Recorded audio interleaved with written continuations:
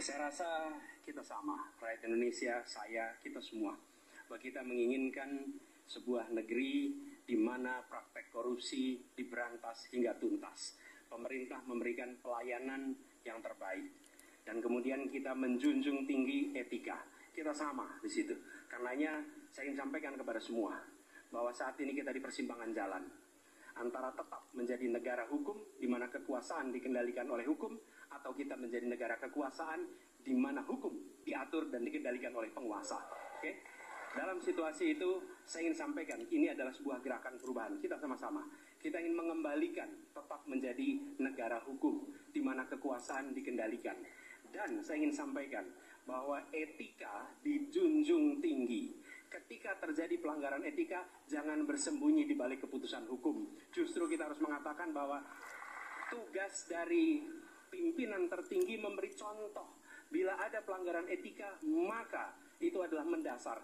Bila tidak, maka ke bawah, ke seluruh rakyat, semua akan kompromi. Dan praktek orang dalam yang tadi saya sampaikan akan merusak sendi-sendi kehidupan bernegara kita.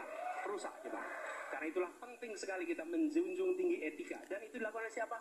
Dari mulai calon presiden sudah diuji. Apa dia kompromi atau tidak pada etika. Ya? Lalu bagi anak-anak muda. Anak-anak muda, kita semua menyadari pemilu ini tentang masa depan. Anda pemilih masa depan. Saya yakin Anda akan memilih yang serius untuk jadi presiden.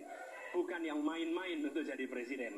Dan ketika kita berbicara tentang masa depan, maka saya ingin sampaikan kepada semua, kebebasan berpendapat akan dijamin. Kita tidak mengizinkan lagi situasi di mana orang takut. Maka itu saya sampaikan, Wakanda no more, Indonesia forever.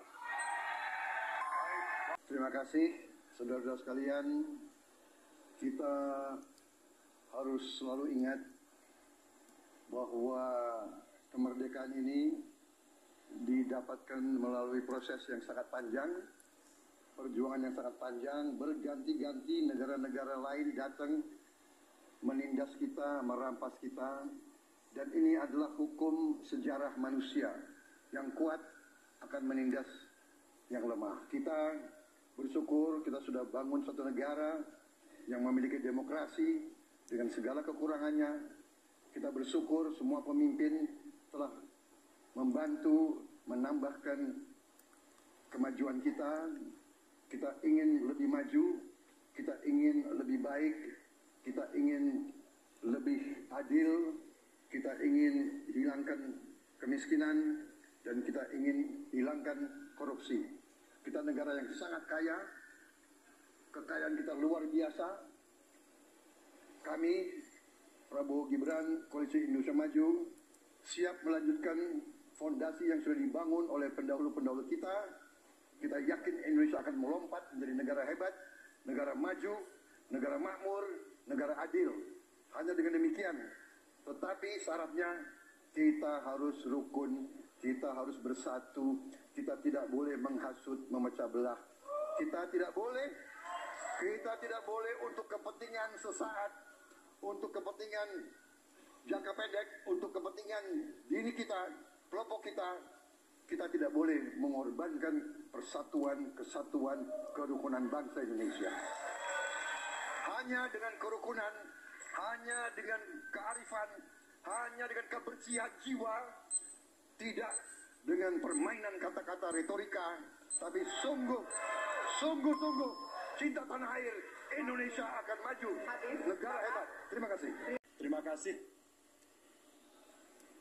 Ini panggilan sejarah buat Ganjar Mahfud.